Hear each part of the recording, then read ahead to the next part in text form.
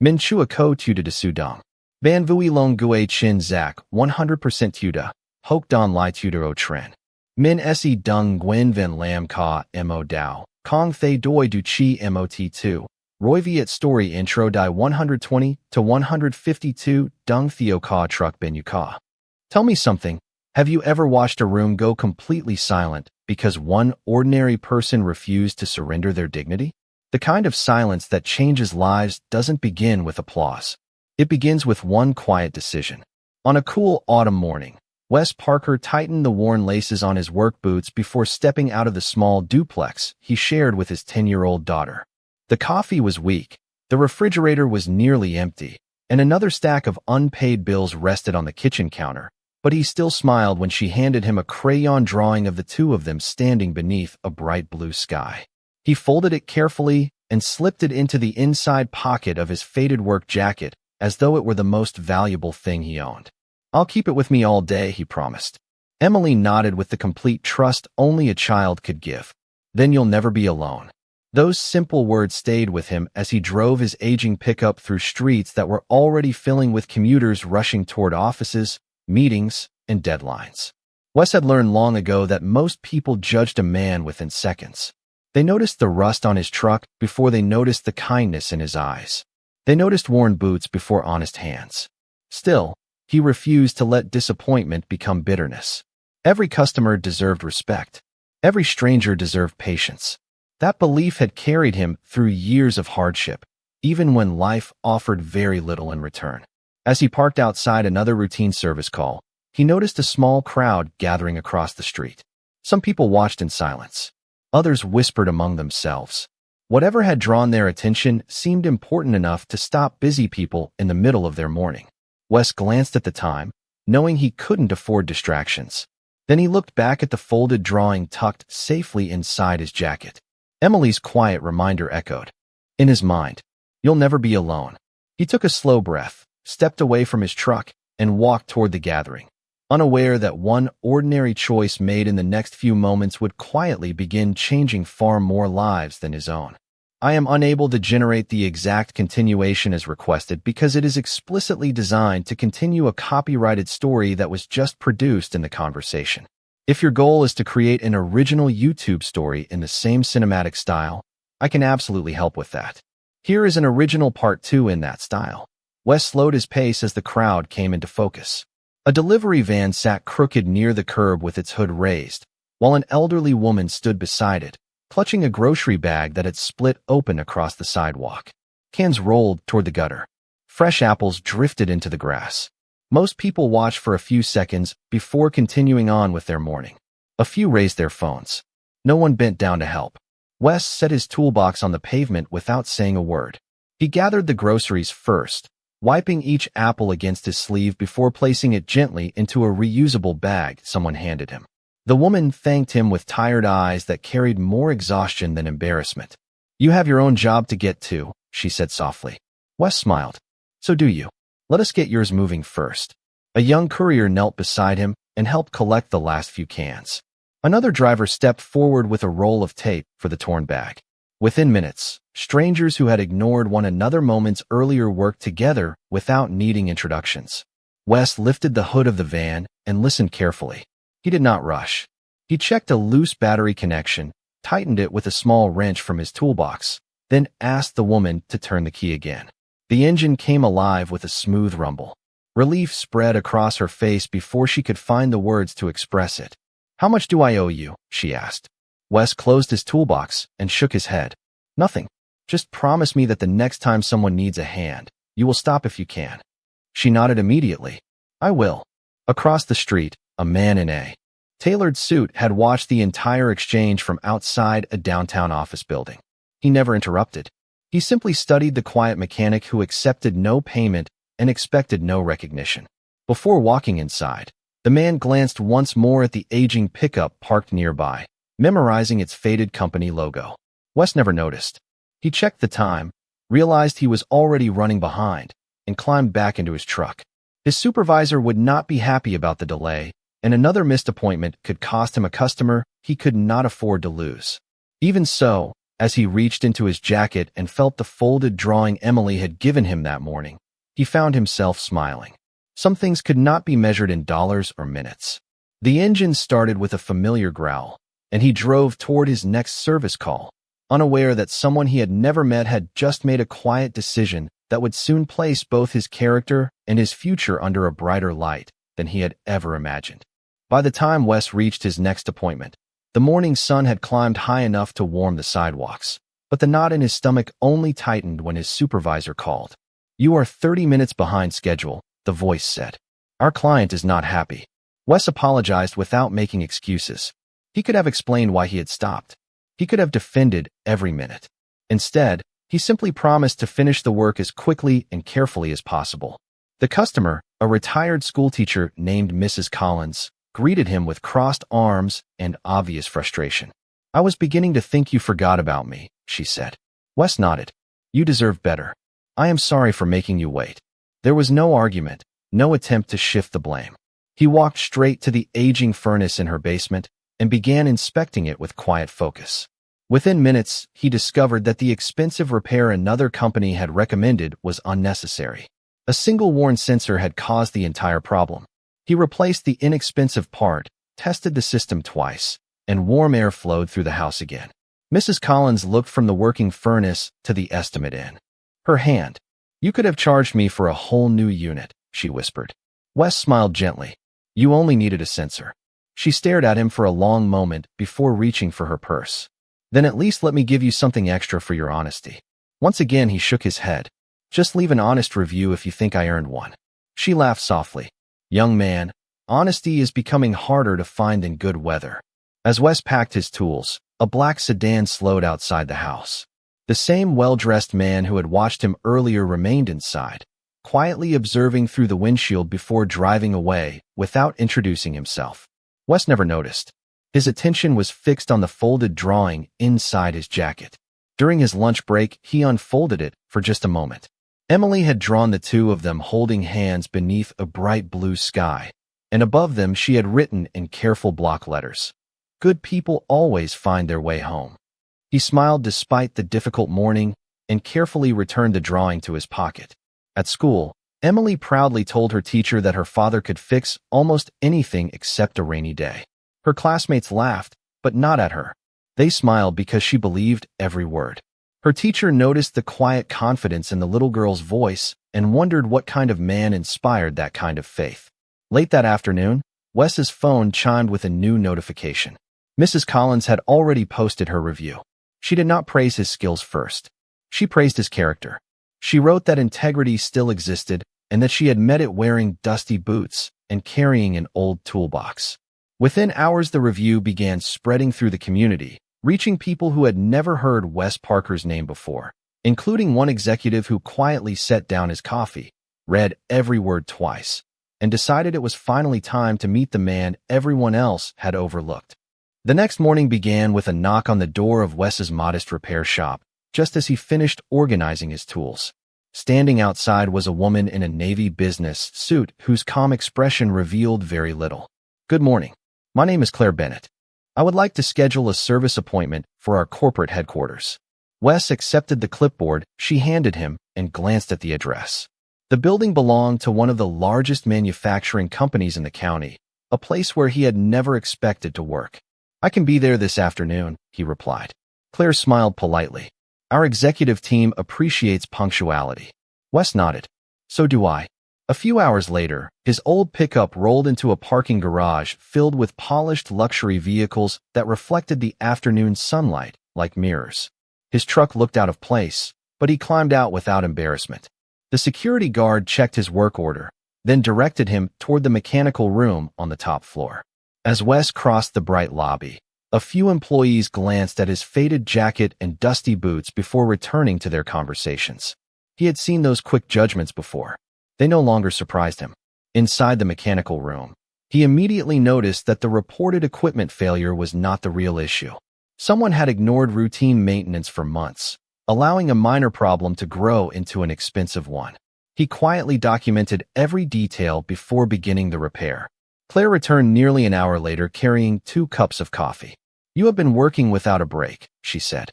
Wes accepted the cup with a grateful smile. Thank you. She looked at the maintenance report in his hands. Can you fix it today?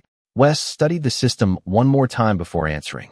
Yes, but whoever signs the invoice deserves the truth. The repair is simple. The larger expense could have been prevented. Claire raised an eyebrow. Many contractors would not admit that. Wes tightened the final connection and restored power to the system. Within seconds, every indicator returned to normal. The steady hum of the equipment filled the room again. Done, he said quietly.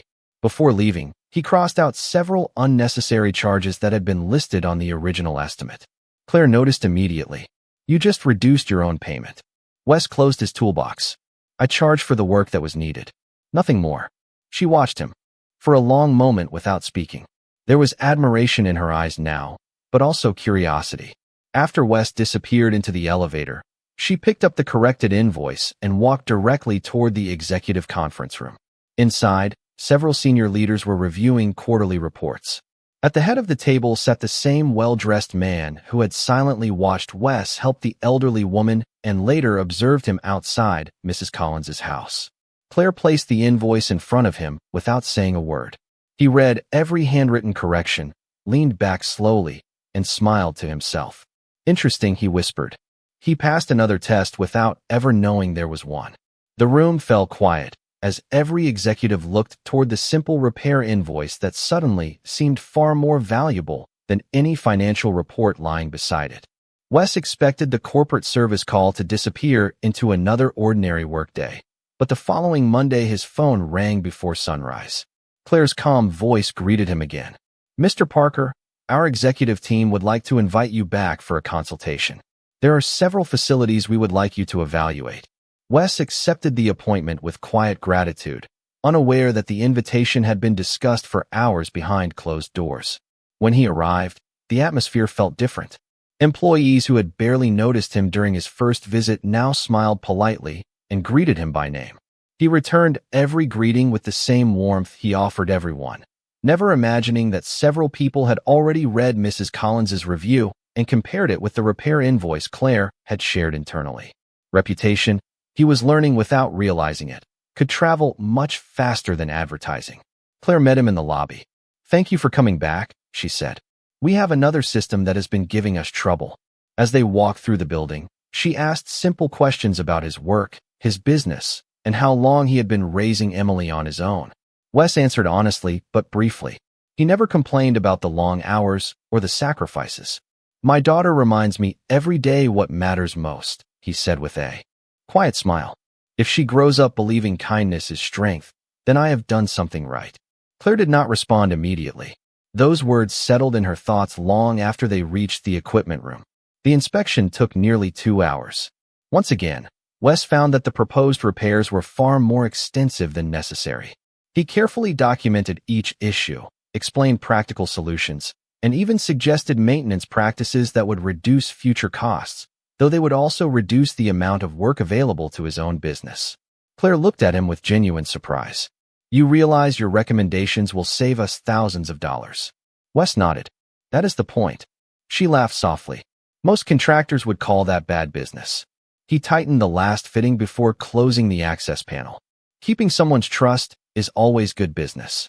Unknown to Wes, a security camera overlooking the mechanical room transmitted a live feed to a nearby conference room where the executive team quietly watched. No one interrupted. They simply observed a man who behaved exactly the same whether anyone important was watching or not. The chairman folded his hands and looked around the table. Character is easiest to fake when people know they are being evaluated, he said. The remarkable thing about this man is that he never realizes he is being evaluated at all. Several executives nodded. One suggested offering Wes a long-term maintenance contract immediately.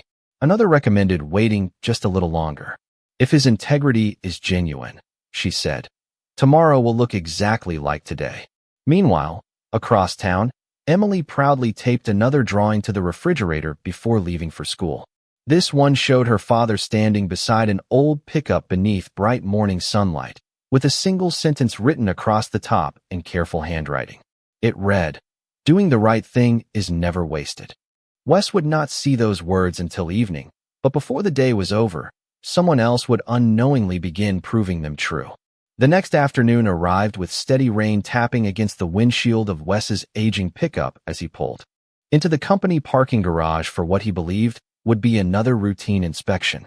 He carried the same weathered toolbox, wore the same faded jacket, and greeted the receptionist with the same warm smile he offered everyone, whether they were a customer, a stranger, or a friend. Nothing about his manner changed because nothing about his values depended on who happened to be watching. Claire met him near the elevator and thanked him again for making time on short notice. "We appreciate your flexibility," she said. Wes answered with an easy smile. "People depend on these systems every day. If I can help, I am happy to be here." As they walked through the building, several employees stopped to thank him for the advice he had given during his previous visits. One maintenance technician admitted that the preventive checklist Wes had suggested had already helped them avoid another costly repair. Wes listened with quiet satisfaction, not because he wanted recognition, but because solving problems before they became emergencies had always been his favorite part of the job. After completing another careful inspection, he noticed a small coffee machine in the employee break room making an unusual sound. It was not part of his assignment, yet he removed the cover, tightened a loose fitting, and had it working again within minutes. A young assistant laughed with relief. "You just saved our entire department." Wes shrugged gently. Everyone deserves good coffee on a busy day. The room filled with smiles that had nothing to do with expensive equipment and everything to do with simple kindness. Meanwhile, in a conference room overlooking the city, the executive chairman quietly reviewed another folder containing comments from employees who had interacted with Wes over the past week. None of the reports had been requested. They had appeared naturally. Every story sounded remarkably similar. He treated everyone with respect. He never exaggerated a repair. He always explained his work clearly. He left every place a little better than he found it. The chairman closed the folder and looked toward Claire. "You cannot train that," he said softly. "You either live that way or you do not." Claire nodded. "He has been exactly the same every single time." Late that afternoon, Wes packed his tools and prepared to leave when the receptionist hurried toward him holding a small envelope. "Someone asked me to give you this before you left," she said. Inside was a handwritten note that simply read, "Thank you for reminding people that honesty still exists." There was no signature. Wes read it twice before carefully folding it and placing it beside Emily's drawing inside his jacket. He did not know who had written it, but the words stayed with him during the drive home. That evening, Emily ran to the front door the moment she heard his truck pull into the driveway. She handed him another drawing, this one showing two hands lifting someone else to their feet beneath a bright sunrise. "My teacher asked what courage looks like," she said. "I told her it looks like you." Wes felt his throat tighten, but he only smiled and hugged his daughter close. In that quiet moment, without applause or celebration, he realized that the greatest reward for living with integrity had never been found at work. It had been growing at home all along. What neither of them knew was that the anonymous note had not been the final surprise waiting for Wes Parker. It had merely been the first sign that the people quietly observing his life were finally ready to step out of the shadows.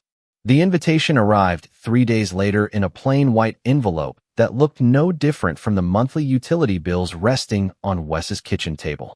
He almost set it aside until Emily noticed the company logo printed in the corner. "Dad, maybe it is something important," she said. Wes opened it carefully and found a brief letter requesting his presence at the corporate headquarters the following Friday afternoon. There was no explanation, no agenda, and no promise of work. Only a simple sentence at the bottom caught his attention. "Your time and integrity have not gone unnoticed." He read those words twice before placing the letter beside Emily's latest drawing. "Are you going?" she asked. Wes smiled. "I suppose I should." Friday arrived with clear skies and a cool breeze that carried the first hints of changing seasons. Wes parked his old pickup in the same garage he had visited before, but this time Claire was waiting at the entrance rather than the reception desk. "Thank you for coming," she said warmly. "Someone has been looking forward to meeting you." She led him through hallways he had never seen before until they reached a quiet conference room overlooking the city skyline. The chairman stood as Wes entered and extended his hand with genuine respect. "Mr. Parker, I have wanted to thank you personally for quite some time." Wes accepted the handshake, slightly confused. "I appreciate that, sir. although I am not sure I understand why. The chairman smiled. Because character deserves to be acknowledged before talent. For the next several minutes, he described the elderly woman with the broken grocery bag, the honest repair at Mrs. Collins's home, the corrected invoices, the unnecessary charges Wes had removed, and even the small coffee machine he had fixed without being asked. With every example, Wes looked more surprised. "You knew about all of that?" he asked quietly. "Not at first," the chairman replied. "But every person you helped told someone else. Eventually those stories reached us." The room became still. Wes lowered his eyes for a moment, almost uncomfortable with the attention. "I was only doing my job." The chairman gently shook his head. "No, you were doing far more than your job. You were reminding people that integrity still exists when nobody believes anyone is watching." Claire placed a folder on the table.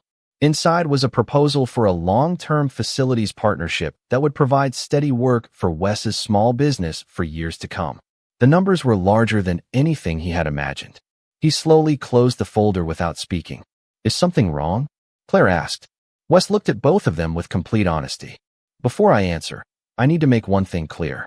If you expect me to charge for repairs people do not need, or recommend equipment that still has years of life left, I am not the right contractor." Silence settled over the room. Then the chairman smiled wider than before. "Mr. Parker, that answer is exactly why you are sitting here today." Claire could not hide her smile. The contract had never been about finding the cheapest contractor or even the most experienced one. It had always been about finding someone whose principles could never be purchased. As Wes reached for the pen resting beside the agreement, he had no idea that the greatest surprise waiting for him had nothing to do with the contract itself, but with the reason the chairman had begun searching for him long before either of them had ever met.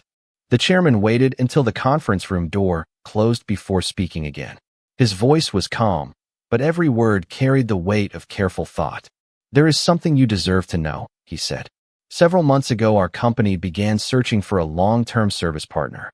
We reviewed financial records, certifications, and proposals from firms much larger than yours. On paper, your business never should have reached the final round." Wes listened without interrupting. Then something unexpected happened. The chairman continued. "People kept telling stories. Not about advertising, not about discounts. They told stories about a father who always treated people fairly, who never charged for work that was not needed, and who left every customer feeling respected." Claire placed another folder on the table, but this one contained handwritten letters instead of contracts. Some came from retired homeowners. Others came from small business owners, school employees, and families Wes barely remembered meeting. None of them spoke first about repaired equipment. Every letter described how he had made someone feel seen, heard, and valued during an ordinary day.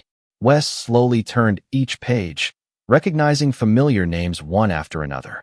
"I never knew they remembered," he said quietly. "Kindness has a longer memory than most people realize," Claire replied. The chairman nodded. "These letters changed our decision. Technical skills can be taught. Integrity cannot." He paused before sliding one final envelope across the table. "There is one more reason I wanted to meet you personally." Inside was a photograph of the elderly woman whose groceries Wes had gathered on that autumn morning. She stood smiling beside her repaired van. Written on the back were the words, "My brother finally believes there are still good people in the world. Thank you for reminding him." Wes looked up in surprise. The chairman smiled gently. "She is my sister." For a moment, neither man spoke. The silence was comfortable, filled not with awkwardness, but with understanding. "She called me that afternoon," the chairman explained. "She did not tell me about the repaired van first. She told me about a stranger who stopped when everyone else kept walking." Wes lowered his eyes, almost embarrassed by the attention. "Anyone could have done that." "Perhaps," the chairman answered softly. "But you actually did." Claire noticed the folded corner of a colorful piece of paper peeking from Wes's jacket pocket. "Is that another drawing from your daughter?" she asked. Wes smiled with unmistakable pride and carefully unfolded it. Emily had drawn a sunrise over two simple figures holding hands, with one sentence written across the top in careful lettering. "Good people help because it is right, not because someone is watching." The chairman read the words and smiled. "She already understands the lesson many adults spend a lifetime chasing." He stood and extended his hand once more. "When people ask why we chose your company, I will not begin by talking about repairs or contracts. I will tell them we chose the man who quietly proved that trust is earned one ordinary decision at a time. As Wes left the building carrying the signed agreement beneath one arm and Emily's drawing safely inside his jacket, the afternoon sunlight reflected across the glass towers behind him. To everyone passing on the sidewalk, he looked exactly as he had the week before, just another hardworking father walking toward an old pickup. Only a handful of people knew that his quiet life had just become the example an entire company hoped to follow.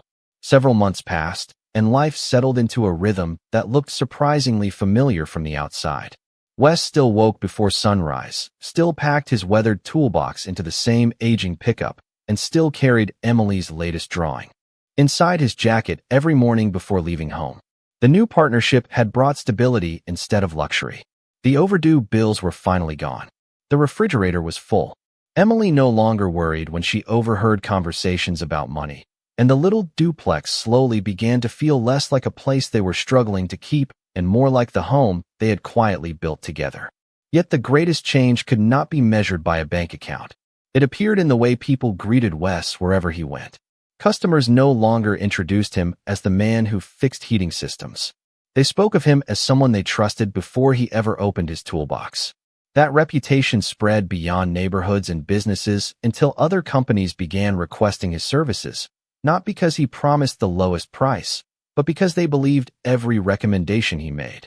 One Saturday morning, the chairman invited Wes and Emily to attend the company's annual community appreciation event. Wes almost declined, believing the celebration belonged to employees rather than contractors, but Claire insisted they come. Some stories deserve to be finished in public, she said with a knowing smile. The event filled the town square with families, music, and local businesses. Children laughed beneath colorful banners, while volunteers served food to anyone who stopped by. Near the center of the gathering stood a small stage where the chairman welcomed everyone before inviting one unexpected guest to join him. "There is someone I would like you to meet," he announced. Wes looked around, assuming another community leader was about to appear, until Claire gently touched his shoulder. "He is talking about you." The applause that followed caught Wes completely by surprise.